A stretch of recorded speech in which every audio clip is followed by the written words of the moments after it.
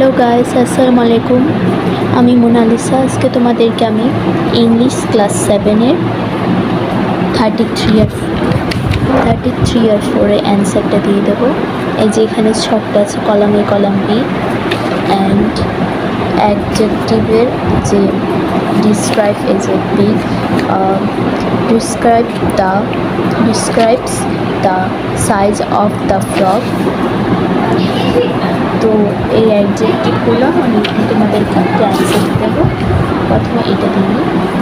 তো চলো একটা অ্যান্সার স্ক্রিপ্টে চলে যাই। তো স্টুডেন্টস, এই যে এখানে ইংলিশের কলাম এ, ওয়ার্ড, ক্রিয়েচার, প্রাণী, any living things, specially an animal, puffed, spito,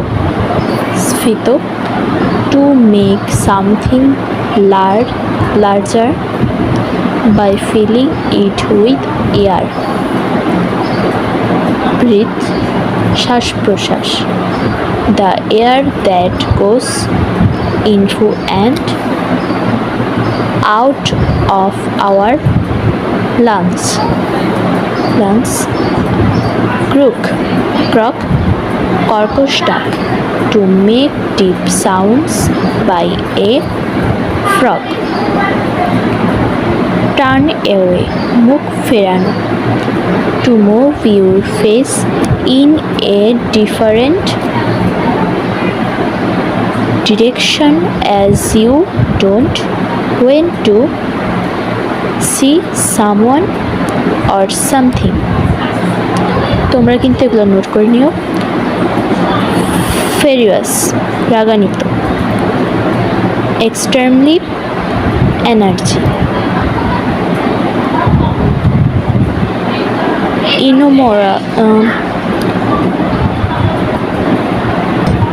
enormous, বিশাল, এক্সট্রিমলি লার্জ অর গ্রেট বা হিউজ।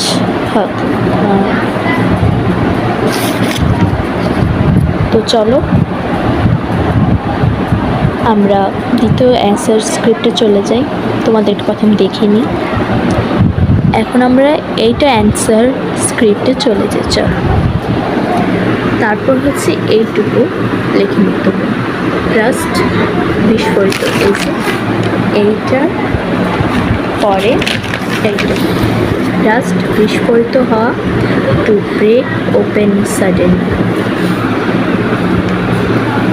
অ্যাডজেক্টিভ,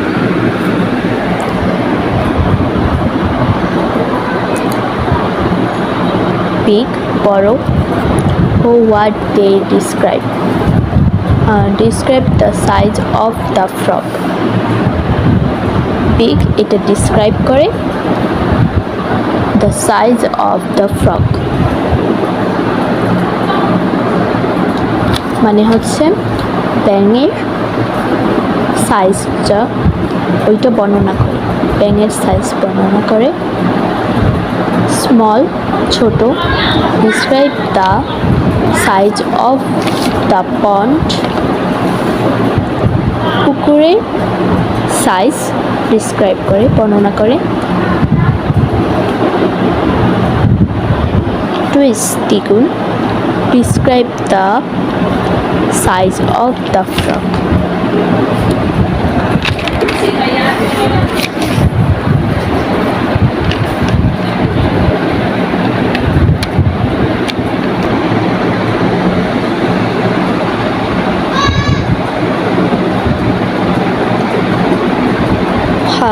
বিশাল, হিউজ, বিশাল, describe the size of the ox, যেহেতু অক্স অনেক বড় তাই বর্ণনা ষাঁড়ের সাইজটা বর্ণনা করে। ওকে, তোমরা এগুলো নোট করে নিও কিন্তু। ডিপ, গভীর, এখানে উত্তরগুলো দেওয়া আছে তোমাদের সুবিধার্থে, এটা অর্থ দেওয়া আছে। ডিপ, গভীর, describe the breath, of the frog, বর্ণনা করে ফ্রগের শ্বাস প্রশ্বাস, মানে ব্যাঙের শ্বাস প্রশ্বাস। ফ্যারিয়াস, রাগান্বিত, describe the state of mind of the frog, বর্ণনা করে ব্যাঙের মানসিক অবস্থা বর্ণনা করে। এনরমাস, প্রচুর, describe the breath of the frog, এইটা একদম ওইটার মতো।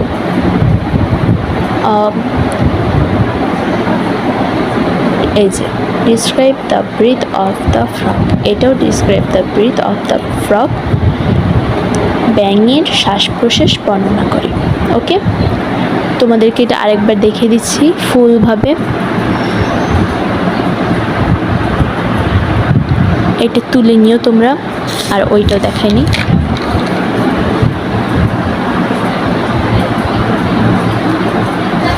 এইটার পরের পেজে কিন্তু এটা দেওয়া আছে।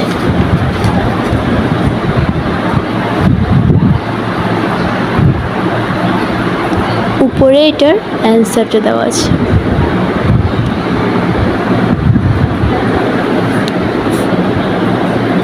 তো এইটুকুই ছিল, এবার তোমাদেরকে বই পড়িয়ে দিই। এখানে 34 নম্বর পেজে তোমাদেরকে বলছে, in pairs groups read the note given in the box on the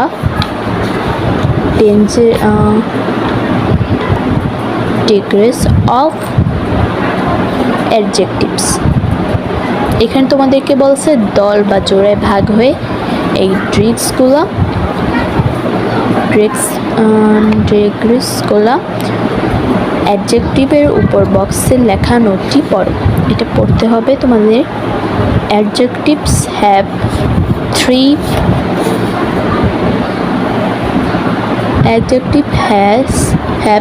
three forms: degrees. They are used to compare one thing to তারপরে another. The 3 degrees of adjectives are: positive degree, a number, this is the base form of an adjective. It talks about only one thing and it does not show any comparison. Example sentence: Rajshahi is a big city. এটার হচ্ছে তোমাদেরকে উদাহরণটা দিচ্ছে, Rajshahi is a big city. Comparative degree, this form of an adjective is used to compare two things. Example sentence: Chittagong is bigger than Rajshahi. Superlative degree, this form of an adjective is used to compare 3 or more things. Example sentence: Dhaka is the biggest city in Bangladesh. বিশেষণের 3টি রূপ ধরো। Degrees আছে বা degrees মানে রূপ বা ধরনের English ওয়ার্ডটা হচ্ছে ডিগ্রিস। বিশেষণ অনেক ক্ষেত্রে একটি ব্যক্তি বা বস্তুর তুলনায় ব্যবহার করা হয়। বিশেষণের 3টি ডিগ্রি হলো: পজিটিভ ডিগ্রি, এটি একটি বিশেষণের মূল রূপ। এটি শুধু ব্যক্তির বা বস্তুর সম্পর্কে কথা বলে এবং এটি কোনো তুলনা দেখায় না। উদাহরণ: Rajshahi is a big city, Rajshahi একটি বড় শহর। Comparative degree. বিশেষণের এই রূপটি দুটি জিনিসের তুলনা করতে ব্যবহৃত হয়।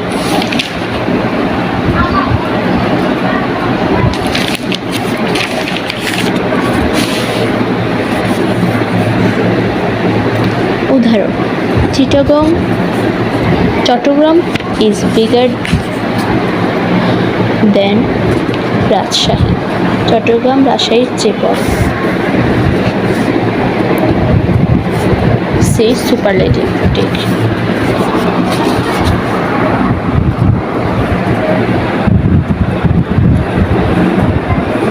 একটি বিশেষণের এই রূপটি তিনটি বা ততোধিক জিনিসের তুলনা করতে ব্যবহৃত হয়। উদাহরণ: Dhaka is the largest city in Bangladesh. Dhaka বাংলাদেশের সবচেয়ে বড় শহর। তো চলো আমরা অ্যাডজেক্টিভের যতগুলা অ্যাডজেক্টিভ না, পার্ট অফ স্পিচ আমরা তোমাদের কিন্তু এসব বলতে গেলে যখন তোমাদের ক্লাসে ধরবে তখন কিন্তু তোমাদের পার্ট অফ স্পিচ সম্পর্কে জানতে হবে কিন্তু, আর সেন্টেন্স সম্পর্কে। চলো আমরা একটা সেন্টেন্স, এটা হচ্ছে সেন্টেন্স। গ্রামারে তোমাদের কিন্তু অনেক প্রয়োজন, এখানে ওই চ্যাপ্টারটার মধ্যে তোমাদের গ্রামার দরকার। কোনো প্রসঙ্গে একাধিক শব্দ পাশাপাশি বসে যদি তা মনে সম্পূর্ণ ভাব প্রকাশ করে তাকে সেন্টেন্স বলে। অর্থবোধে সেন্টেন্সকে 5 ভাগে ভাগ করা হয়, যথা: অ্যাসার্টিভ সেন্টেন্স বিবৃতিমূলক বাক্য, ইন্টারোগেটিভ সেন্টেন্স প্রশ্নবোধক বাক্য, ইম্পারেটিভ সেন্টেন্স আদেশ বা উপদেশমূলক বাক্য, অবজেক্টিভ সেন্টেন্স ইচ্ছা বা প্রার্থনামূলক বাক্য, এক্সক্লেমেটরি সেন্টেন্স বিস্ময়সূচক বাক্য, অ্যাসার্টিভ সেন্টেন্স। এগুলোর হচ্ছে সবগুলোর আবার যে অ্যাসার্টিভ সেন্টেন্স কাকে বলে, ইন্টারোগেটিভ সেন্টেন্স কাকে বলে, ইম্পারেটিভ সেন্টেন্স, অপারেটিভ, এক্সক্লেমেটরি, এগুলো সবগুলো কিন্তু কাকে বলে দেওয়া আছে। অ্যাসার্টিভ সেন্টেন্স যে সেন্টেন্স দ্বারা কোনো বর্ণনা বা বিবৃতি বোঝায় তাকে অ্যাসার্টিভ সেন্টেন্স বা স্টেটমেন্ট বলা হয়। Structure: subject plus verb plus object বা complement. Example: he is a doctor. এই স্ট্রাকচার অনুযায়ী তোমাদেরকে এই এক্সাম্পলটা বলতে হবে। তো example: he is a doctor.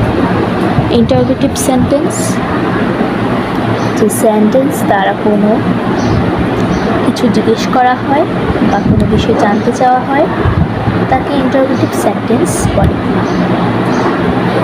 Auxiliary verb: interrogative pronoun এবং ইন্টারোগেটিভ অ্যাডভার্ব দ্বারা প্রশ্নবোধক সেন্টেন্স তৈরি করা যায়। তোমাদের auxiliary verb, interrogative pronoun, interrogative adverb দ্বারা কিন্তু এই প্রশ্নবোধক সেন্টেন্স তৈরি করা হয়। স্ট্রাকচার: ইন্টারোগেটিভ সেন্টেন্সকে দুইভাবে গঠন করা যাচ্ছে। এখানে কিন্তু খুব ছোটো করে সুন্দর করে দেওয়া আছে, তোমরা প্লিজ নোট করে ফেললো। আমি একবার তোমাদেরকে লাস্টে দেখাবো, এইটা দেখাই নি।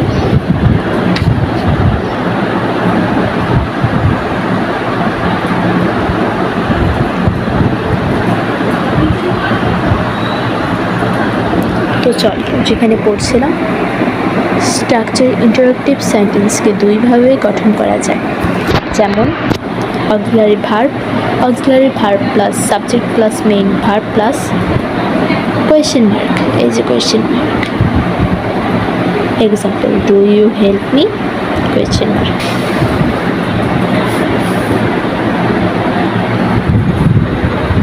B number WH word plus verb plus question mark. Example: who plus has done it. এটা কিন্তু প্লাসটা হবে না, এটা ভুলে দেওয়া।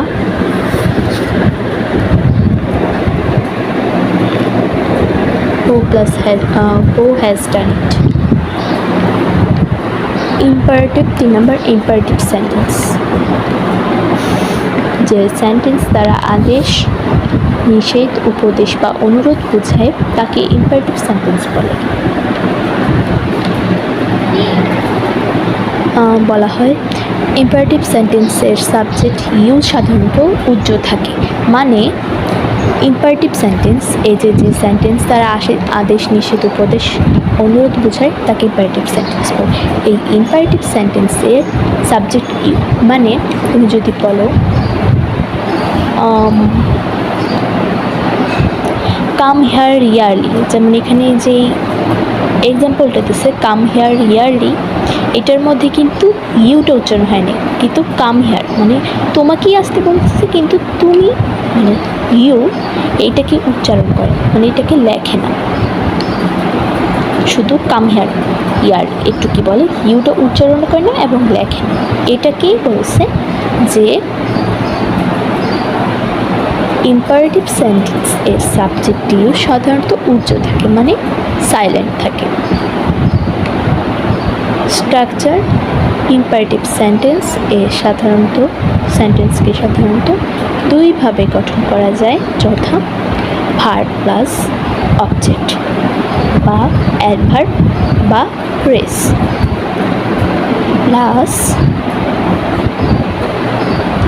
প্লাস এখানে আর কিছু নেই।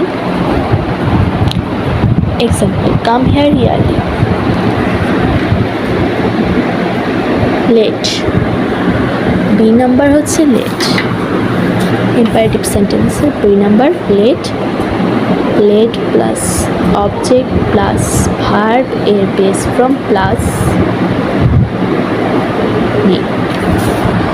Example let me do it, এখানটা দেখে নিই একবার।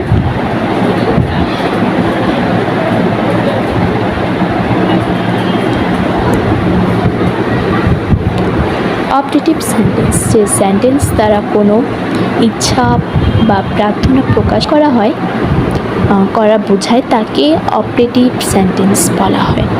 স্ট্রাকচার অপটেটিভ সেন্টেন্স দুইভাবে গঠন করা যায়, যেমন may, A number may, may plus subject plus verb এর বেস ফ্রম প্লাস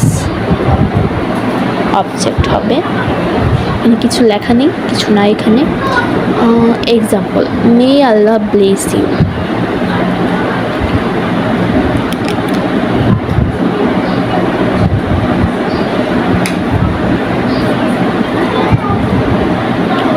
তারপরে অ্যাডভার্ব, এ নাম্বার মে, দ্বিতীয় number B number adverb plus verb এর বেস ফ্রম, এটার মতো সেম, শুধু সাবজেক্ট থাকবে না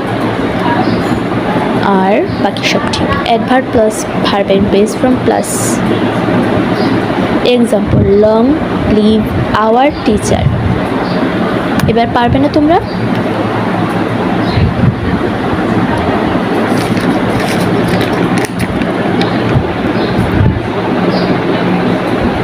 এক্সক্লেমেটরি সেন্টেন্স যে সেন্টেন্স এ কোনো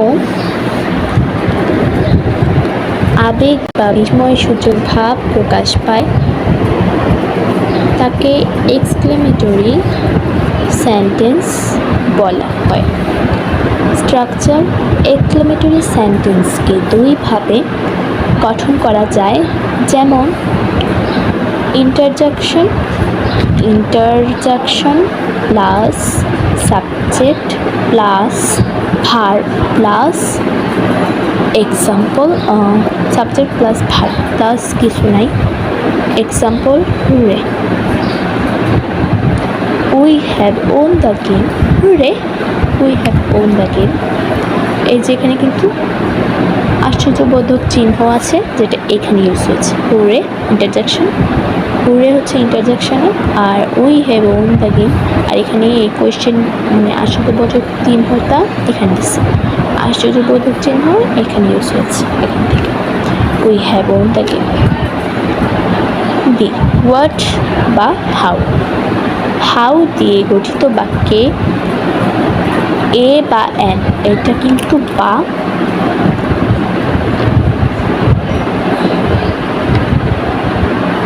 এ বা এন থাকে না, কেউ এটাকে অ্যালান ভাবো না, এ বা এন থাকে না, ওয়ার্ড দিয়ে গঠিত বাক্যে এ বা এন থাকে, মানে হাউ দিয়ে গঠিত বাক্যে এ বা এন উচ্চারণ করা হবে না, মানে থাকবে না। আর ওয়ার্ড দিয়ে গঠিত বাক্যে এ বা এন থাকবে। যেমন হোয়াট ইজ, মানে এরকম কয়েকটা এক্সাম্পল হবে। হাউ, হাউ প্লাস অ্যাডজেক্টিভ বা অ্যাডভার্ব দোনোটাই কিন্তু আছে। অ্যাডজেক্টিভও বসতে পারে এখানে, অ্যাডভার্বও বসতে পারে, অ্যাডভার্বও বসতে পারে। Plus subject plus verb plus আর শুধু বহুব্রীহির চিহ্ন। এক্সাম্পল,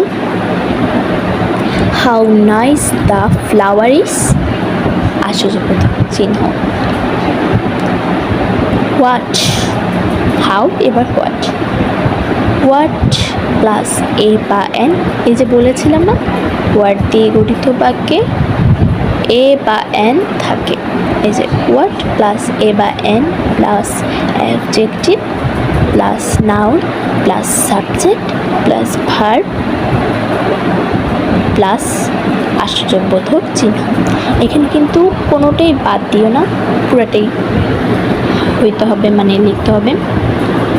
পুরাটা না মানে ইউজ না করলে তাহলে তোমাদের এক্সাম্পল মিলবে না। এই যে example, what a dangerous road it is, আশ্চর্যবোধক চিহ্ন। আবার প্রত্যেকটি সেন্টেন্সকে দুই ভাগে ভাগ করা যায়, মানে আবার এই যে প্রত্যেকটা সেন্টেন্স, যেমন হোয়াট হাউ হাউ এরকম আর কি, হোয়াট হাউ হাউ হোয়াট, এগুলো আর কি, এগুলোকে আবার দুইভাবে করা যায়। মানে এই যে প্রত্যেকটা ইন্টারজেকশন এক্সক্লেমেটরি, মানে যতগুলা সেন্টেন্স আমরা পড়ছি এগুলোকে দুইভাবে ভাগ করা যায়। যেমন অ্যাফার্মেটিভ সেন্টেন্স, যে সেন্টেন্স দ্বারা কোনো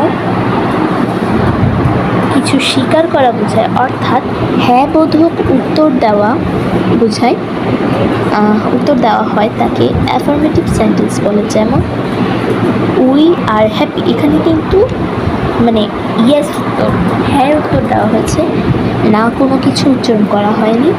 উই আর হ্যাপি মানে খুশি। নেগেটিভ সেন্টেন্স, যে সেন্টেন্স দ্বারা কোনো কিছুর অস্বীকার করা বোঝায় বা না বোধক উত্তর দেওয়া হয়।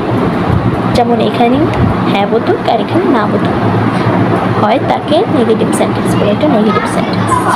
যেমন the rich are not always happy, মানে ধনীরা কখনো ধনীরা সবসময়, অলওয়েজ সবসময় খুশি থাকে না, এটাই বলছে। আর এখানে নট ইউজ হয়েছে, মানে না, সবসময় খুশি থাকে না।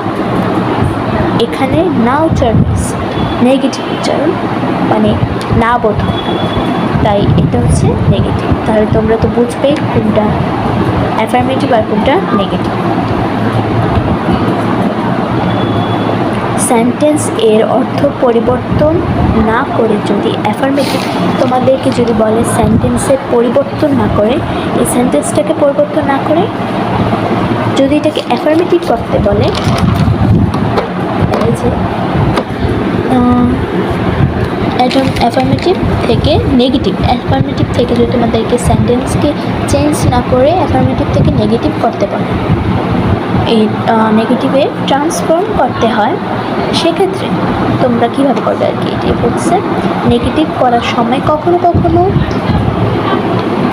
অপোজিট ওয়ার্ড, মানে নট, অপোজিট ওয়ার্ড বুঝাই দিই এখানে। এই যে সেন্টেন্সের পরিবর্তন, সেন্টেন্সের অর্থ পরিবর্তন, এটার অর্থটা পরিবর্তন না করে যদি অ্যাফার্মেটিভ থেকে নেগেটিভ করতে বলে, তখন সেক্ষেত্রে এটা অপোজিট ওয়ার্ড, মানে হ্যাপি, এই হ্যাপির অপোজিট ওয়ার্ড, রিচের অপোজিট ওয়ার্ড, এগুলো চেঞ্জ করতে হবে তোমাদের। এরকমই দেখো, অপোজিট ওয়ার্ড এর সঙ্গে নট ব্যবহার করতে হবে, মানে অপোজিট ওয়ার্ড আছে না, এই যেখানে অ্যাফার্মেটিভ, অ্যাফার্মেটিভের সময় Rana is a good boy, এইটা ঠিকই আছে', কিন্তু নেগেটিভের সময় Rana is not a bad boy, মানে এখানে কিন্তু এই উত্তরটাকে ঘুরায় ফিরায় কিন্তু অ্যান্সার দিচ্ছে। এই উত্তরটা কি বলছে কিন্তু ঘুরায় বলছে একটু, এটাই বলছে। সেন্টেন্সটাকে চেঞ্জ না করে ট্রান্সফার মানে অপোজিট ওয়ার্ডটা চেঞ্জ করতে হয়েছে আর কি। Rana is not a bad boy, মানে রানা কিন্তু গুড বয়, কিন্তু ও এখানে আবার বলছে Rana is not a bad boy, মানে সে ব্যাড বয় কিন্তু good boy. Parts of speech, parts of sentence, sentence দুটি অংশে বিভক্ত করা যায় যথা। পার্টস অফ সেন্টেন্স, সেন্টেন্স দুটি অংশে বিভক্ত করা যায় যথা 1 number subject, 2 number predicate. Subject or noun part, noun, pronoun বা অ্যাডজেক্টিভ। আমার ফোনের চার্জ শেষ হয়েছে, তাই আমি ভিডিওটা কন্টিনিউ করতে পারবো না। আমি একটুটা তোমাদেরকে দেখাই, নেক্সট ভিডিওটা আবার পরবর্তী দেখাবো সেন্টেন্স সম্পর্কে। পার্ট অফ স্পিচ মনে হয় আজকে দেখাতে পারবো না, পরবর্তী পার্টে দেখাবো। হ্যাঁ, নাউন বা প্রোনাউন বা নাউন, প্রোনাউন বা adjective, predicate or verb part, finite verb, object বা কমপ্লিমেন্ট। ফিনিট ভার্ব, অবজেক্ট বা কমপ্লিমেন্ট, অ্যাডভার্বাল মডিফায়ার। আচ্ছা, এটা দেখেন। নেক্সট এখানে আমাদেরকে ক্লাসিফিকেশন অফ সেন্টেন্সেস, মানে এটার কতটা ক্লাস আছে, কতটা কী আছে এখানে সেন্টেন্স সম্পর্কে বলবে। সেন্টেন্স এটার অ্যাকর্ডিং টু স্ট্রাকচার যদি বলে তাহলে simple, complex, compound. According to structure হচ্ছে সিম্পল, কমপ্লেক্স অ্যান্ড কম্পাউন্ড, বুঝতে পেরেছো? আর according to meaning or function এটা হচ্ছে 1 assertive or declarative statement, assertive বা স্টেটমেন্ট বলে না ওটা। ইন্টারোগেটিভ কোয়েশ্চেন, স্টেটমেন্ট মানে হচ্ছে গিয়ে অ্যাসার্টিভ দিয়ে হচ্ছে গিয়ে বর্ণনা বোঝানো, এটাই আর কি। আর ইন্টারোগেটিভ মানে কি কোয়েশ্চেন। ইম্পারেটিভ রিকোয়েস্ট মানে ইচ্ছা প্রার্থনা, এটাই রিকোয়েস্ট বা compound. Operative emotion, exclamatory desire oblique prayer.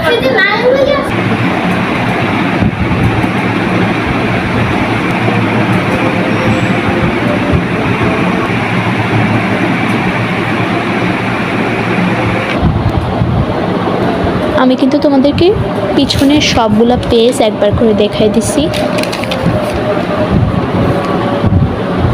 গঠন অনুসারে সেন্টেন্স 3 প্রকার যথা simple sentence, complex sentence, compound sentence. এটা বলছে যে এটা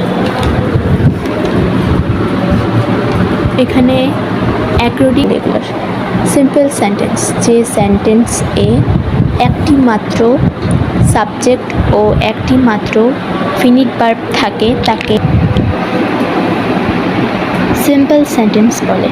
যেমন the boys play cricket. Compound sentence, যদি কোনো সেন্টেন্সে একাধিক principal clause and but or yet and so there were otherwise not only but also either or never nor ইত্যাদি coordinating conjunction দ্বারা যুক্ত হয় তাকে কম্পাউন্ড সেন্টেন্স বলে। যেমন he is rich but he is honest. Complex sentence, যে সেন্টেন্সে একটি প্রিন্সিপাল ক্লোজ এবং এক বা একাধিক সাবঅর্ডিনেট ক্লোজ থাকে তাকে কমপ্লেক্স সেন্টেন্স বলে। যেমন I know that he would help me. Subject, subordinate clause এর শুরুতে সাধারণত if, though, although, as, because, since, so, that, until, till, unless, when, why, who, which, where, how, before, after, whether, will বসে। Parts of speech. এখন আমরা parts of speech সম্পর্কে জানব। বাক্যে ব্যবহার অনুযায়ী বিভিন্ন শ্রেণীর শব্দগুলোকে পার্টস অফ স্পিচ বলে। পার্টস অফ স্পিচ 8 প্রকার, যথা নাউন, বিশেষ্য, মাসুদ, কামাল, কোনো কিছুর নাম, যে কোনো কিছুর নাম হতে পারে। প্রোনাউন, সর্বনাম, মানে এই নাম, যে কোনো কিছুর নাম, এগুলোর পরিবর্তে, মানে মাসুদ, কামাল, এগুলোর পরিবর্তে হি, সি, ওইটাকে বলে প্রোনাউন, মানে সর্বনাম। অ্যাডজেক্টিভ, বিশেষণ, ব্যাড, উগলি। ভার্ব, কোনো কিছু কাজ করা, মানে কোনো কাজ করা, যেমন কাম, গো। অ্যাডভার্ব, ক্রিয়া বিশেষণ, এগো স্লোলি। প্রিপোজিশন, পদান্বয়ী, অব্যয়। ইনটু, কনজাংশন, সংযোজক অব্যয়, যেগুলো দ্বারা আমাদের যে সেন্টেন্স এটা সংযোগ করা হয়। And, or. ইন্টারজেকশন, আবেগসূচক অব্যয়। ফাই, রে। নাউন, বিশেষ্য। এবার আমরা এগুলোর কাকে বলে জানবো। Noun, pronoun, adjective, verb, adverb, preposition, conjunction, interjection.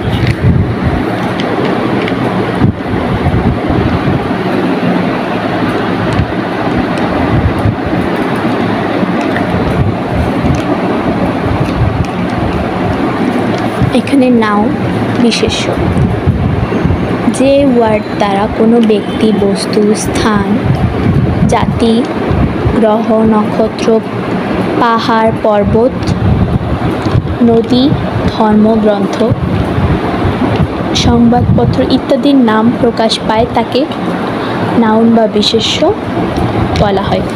যেমন the earth moves round the sun, the earth moves round the sun. Pronoun, সর্বনাম, যে ওয়ার্ড নাউন এর পরিবর্তে ব্যবহৃত হয়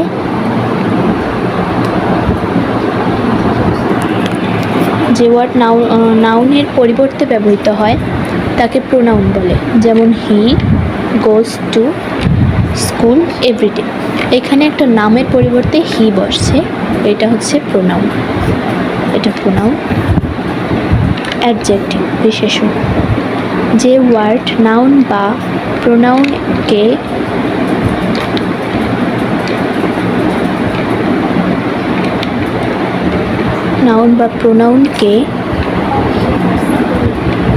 কোয়ালিফাই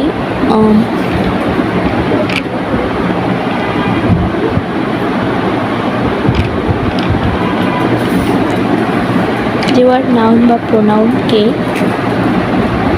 কোয়ালিফাই বা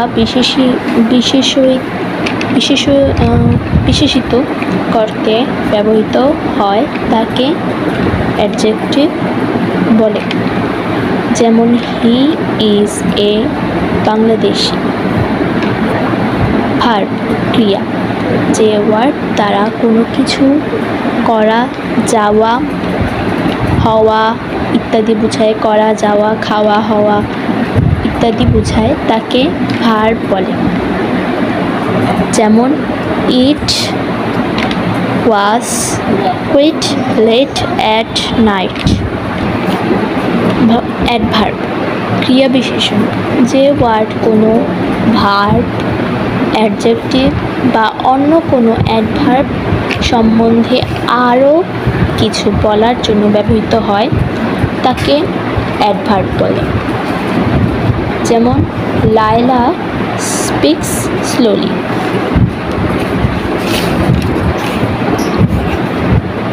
প্রিপোজিশন পদান্বয়ী অব্যয়, যে ওয়ার্ড নাউন বা প্রোনাউনের পূর্বে বসে উক্ত নাউন বা প্রোনাউন এর সাথে সেন্টেন্সের অন্য ওয়ার্ড এর মধ্যে সম্পর্ক স্থাপন করে বা সম্পর্ক স্থাপন করতে সাহায্য করে তাকে প্রিপোজিশন বলা হয়। যেমন the book is on the table. এখানে দ্য বুক এই বইটাকে টেবিলের উপরে এটা বুঝাইছে। এখানে হচ্ছে গিয়ে অন দ্য টেবিল এর টুকটা হচ্ছে প্রিপোজিশন, মানে এখানে বুঝাইছে টেবিলের উপরে বইটা। কনজাংশন সংযোজক অব্যয়, যে শব্দ একটি শব্দের সঙ্গে আরও একটি শব্দকে অথবা একটি বাক্যের সঙ্গে আর একটি বাক্যকে সংযুক্ত করে বা বিযুক্ত করে তাকে কনজাংশন বলে। যেমন ডু অর, এই যে এখানে অরটা ব্যবহৃত হয়েছে, মানে এখানে একটা আলাদা একটা শব্দ এটাকে যুক্ত করার জন্য ব্যবহার হয়েছে, এটা হচ্ছে conjunction. Do or you will die. Interjection অন্যনয়ী অব্যয়, অন্যনয়ী অব্যয়,